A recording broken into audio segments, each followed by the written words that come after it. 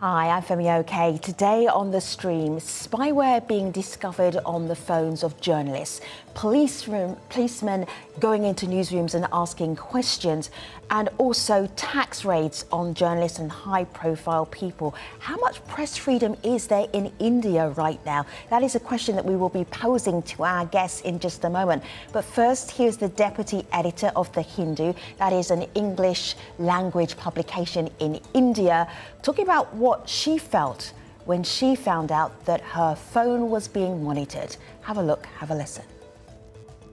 A mobile phone is literally an extension of our life these days. And come to think of it, somebody sitting in a faraway land has access to your private photos, your private emails, and your financial transactions. Not only that, at the click of a button, they could actually see what you're doing in your bedroom. So it really unsettles me, and it is disconcerting, not only as a journalist, but as a woman. I think my privacy has been violated. Whether you're on Twitter or you're watching it on YouTube, you can be part of this conversation as well. Is India at war with its journalists? If you're on YouTube, the comment section awaits you. Be part of today's discussion. Let's meet our guests. We have Arthur, we have Neha, we have Rana. Nice to see you, all three journalists, talking about their experience of journalism in India. Arthur, first of all, introduce yourself, tell our international audience who you are, what you do. Hi, my name is Arfa Khanam Sherwani. I work as a senior editor with the news website called thewire.in. I cover politics, policy, and issues of social justice. I have been a journalist for the last 2 decades, and I've been raising the voice of the marginalized communities. But in the last 2 decades, I think these 7 years, I would say, have been very different for me out of these 2 decades. Welcome. We'll hear more about that in just a moment. Neha, welcome to the stream. Please introduce yourself to our international audience. Hi, my name is Neha Dixit. I'm an independent journalist based in Delhi, and I report on politics, social justice, and gender in South Asia. Good to have you. And Rana, welcome to the stream. Introduce yourself to our audience who are watching right now. My name is Rana Ayub. I'm a global opinions writer with the Washington Post, and I am a journalist with Substack. I report on politics, criminal investigations, going undercover, amongst other things. And well, journalism is a challenge in India, and independent journalism right now is a backlash against the backlash that we are receiving from this majoritarian regime. It's an unpopular job right now, but it's the right thing to do. I am wondering, journalists, at what point that you were very, very aware that your work was being monitored, or you were being monitored, or there's some added pressure being put on you as journalists? Rana, you start. Well, Femi, this government, everybody has been reacting in a very surprised manner, and they should, because we are resembling a surveillance state. We are not resembling, actually, we are a surveillance state right now. But here is a government, here is a regime with the Prime Minister Narendra Modi and his Home Minister Amit Shah, who have, during their tenure as provincial ministers in Gujarat, used snooping mechanisms on not just journalists, but also civilians. So this does not come as a surprise, but the fact that they have so overtly and brazenly used almost every mechanism, every tool that is available with them to get vindictive against journalists whose work they do not appreciate and like. I mean, I'm somebody who's used to this. In 2010, when I got the Home Minister of India, who is now, of course, the Home Minister of Gujarat, who's now the Home Minister of India, arrested, I got a first-hand taste of what snooping looks like, with your phone calls tapped, with you being followed around, details of your family members being outed in public, intelligence officials coming down to your house and asking you about your bank accounts. All of this has happened. It's happening to me as I speak to you. Yesterday, I spent 12 hours at the income tax office in Mumbai, where I was being questioned. I was being asked about my affiliation with international organizations. Why do I write for Time magazine? Why do I speak to the BBC? What is my source of income? This is par for course. It's not something we chose, but it is something that has been inflicted on us for the truth that we speak. Neha, you kindly shared with us some of the ways that you have made headlines, or the way that surveillance has made headlines of you. Indian journalist Neha Dixit receives threatening calls, break-in attempt. This is scary. Okay, and then we move on to the next story, and let me just show you here. This is when it becomes really serious. You'll die. Journalist Neha Dixit says she is facing death threats and stalking.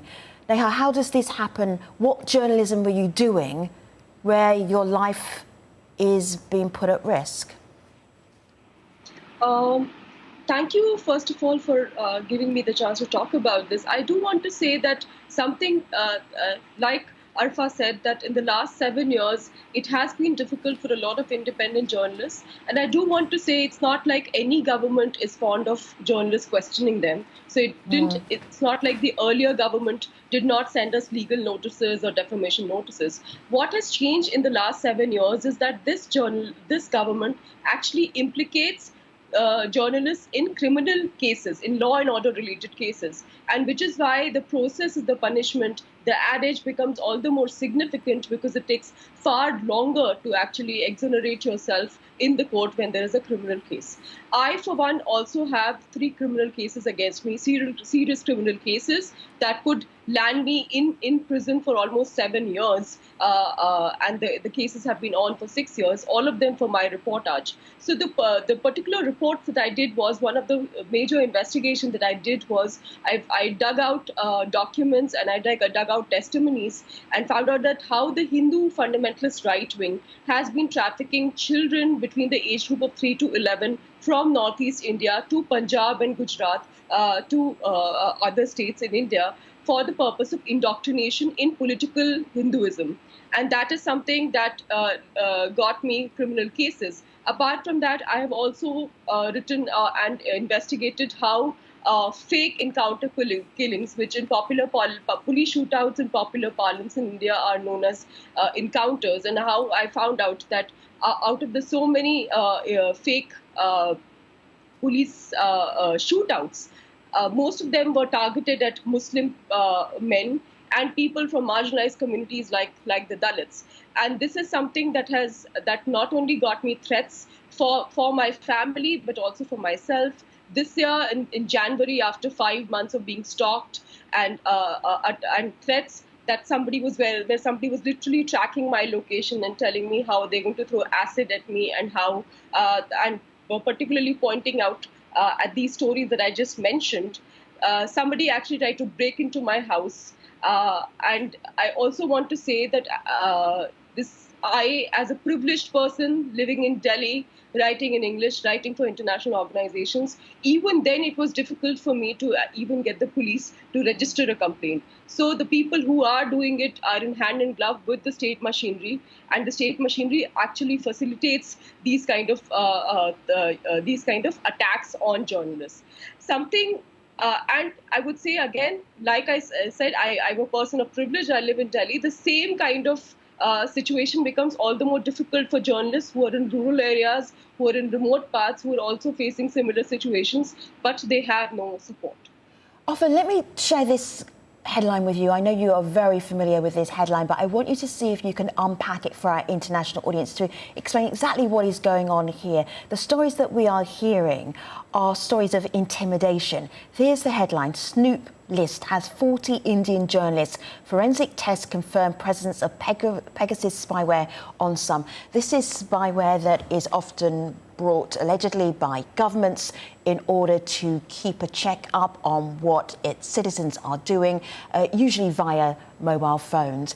Your organisation was on this list. What is this telling us about India's government right now, and how comfortable they are with publications, journalists doing their work? Yeah, definitely. As I said, that, in the last 2 decades, these 7 years have been, I would say, the most difficult years for me as a journalist and also as a citizen of India, where journalism itself has become a crime. It has become so dangerous to be a political journalist sitting and working out of New Delhi and reporting on Narendra Modi's government. As 2 of my friends have already said, that how, whipping the Indian Indian media into obedience had already become kind of a project for Narendra Modi government. But even if by its own standards, what's happening now, this whole snooping business and also income tax raids on newspapers, that I would say it kind of, sets a scary new bar for journalists in India. Remember, when you're talking about this whole snooping thing, The Wire is also part of the consortium that conducted this investigation. And there were friends and family people who were calling that when is going to be this next raid on your office and you. And only a couple of days ago, I was at home. I was about to record my show, and I got a call from office from one of my colleagues saying that there is a policeman asking for me, asking for my number and my address, etc. He had a list of people, he had a list with him which had people like my former colleague, an Indian actress called Swara Bhaskar. There is another person who documents, these violence against the minorities, and me. And he insisted that he wanted to talk to me. I'm sitting at home with my family about to go to record my show, and I get this call from this policeman who says, "This is nothing, madam. This is just run up to Independence Day. We are just doing these routine checks." And then we see the deputy police commissioner, he tweets, he replies to the Wire's editor's tweets, and he says, "This is just a routine check, and this is part of the anti-terrorism exercise." So imagine now policemen walking into newsrooms for anti-terrorism checks, and that too before Independence Day. So, the way the Indian government is trying to project those journalists who are asking questions of the government, who are speaking truth to power, as the enemy of the people, as the enemy of the states. So, I wouldn't be hesitant in saying that now a large part of that section which supports the ruling BJP and the RSS and our Prime Minister, a large section, I would say, actually kind of don't dislike people.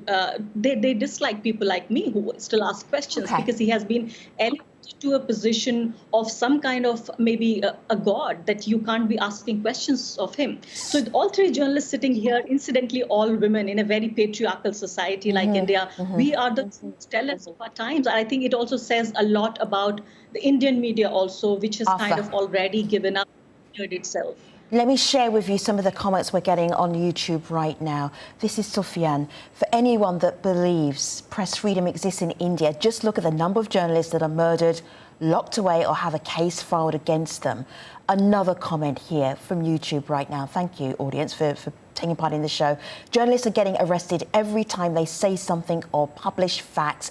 The problem with India is the BJP government is becoming like a dictatorship, authoritarian government. Let us go to that government. This is the 18th of July.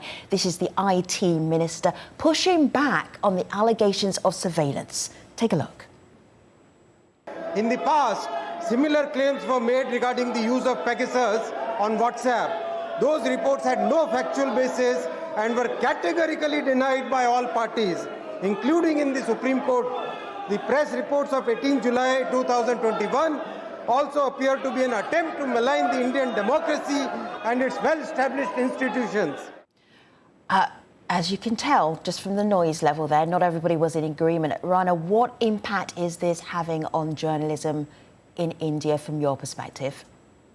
I will also quickly tell you that this IT minister, the government in the parliament, he himself found himself on the list of potential targets. Yes, so I was coming to that. So this is the most bizarre thing, Arthur. So that was Ashwini Vaishnaw, who is the IT minister. The IT minister was found on the list of people who had potentially Pegasus spyware on their phone. That is bizarre. All right, let's move on. Signs of a vindictive government. Signs of a vindictive government, Femi, does not just keep a tab on its enemies, but it also keeps a tab on its allies. And that's a classic sign of a majoritarian regime. It's, a vindictive majoritarian regime that they are constantly surveilling people who are giving opinions about them. The gentleman who was just talking about WhatsApp and WhatsApp saying that it has not found any such evidence. The same day the statement was given in the Indian Parliament, WhatsApp said that the report about Pegasus snooping is something which is damning and it scares them. So I think it just kind of it contradicts what exactly the minister said in the Parliament.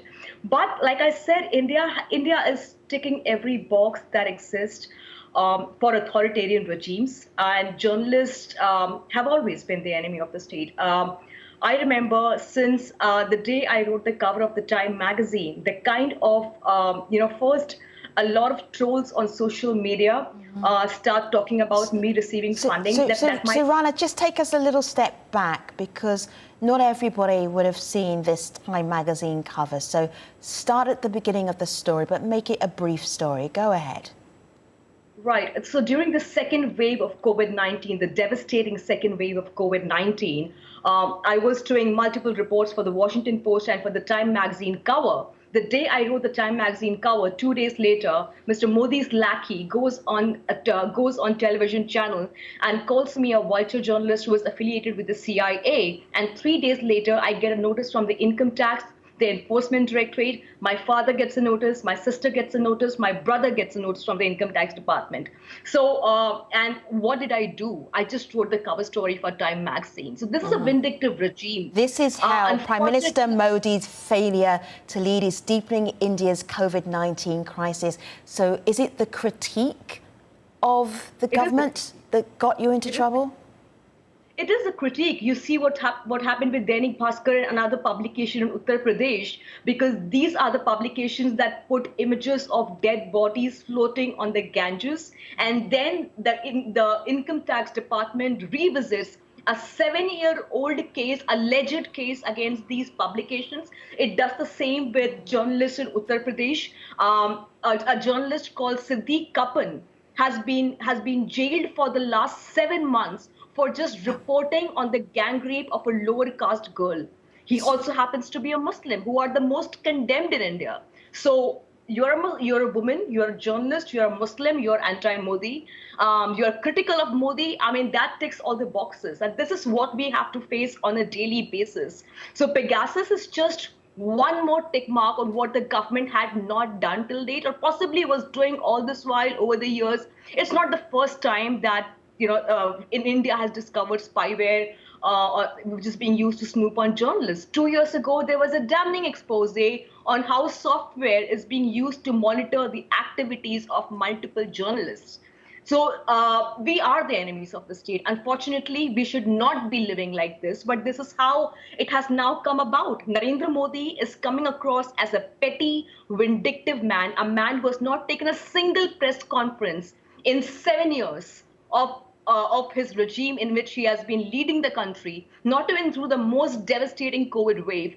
I think his disdain for journalists could not be more clearer with the fact that I hear you, and I just give me just a little sliver of a moment here, because I want to bring in the voice of Rupesh Kumar, because our audience around the world may be thinking, well, what's the worst that can happen? Your phones are being tapped, you're being monitored. This is Rupesh telling the story of what happened when he was doing his journalism. It landed him in prison. Take a look. In my reporting, I show state oppression against the citizens of this country. That is why the Central IP has put pressure on me to stop my reportage. When I didn't listen to them, I was put in jail under the Unlawful Activities Prevention Act. They could not file a charge sheet against me, so 6 months later, I was released. I knew you wanted to pick up.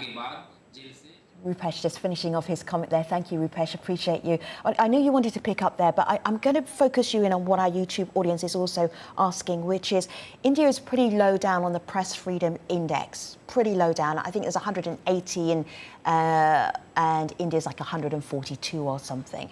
Hasif says, what does India need to do to get a better, higher Press Freedom Index? How do conditions improve for you? Arthur, go ahead.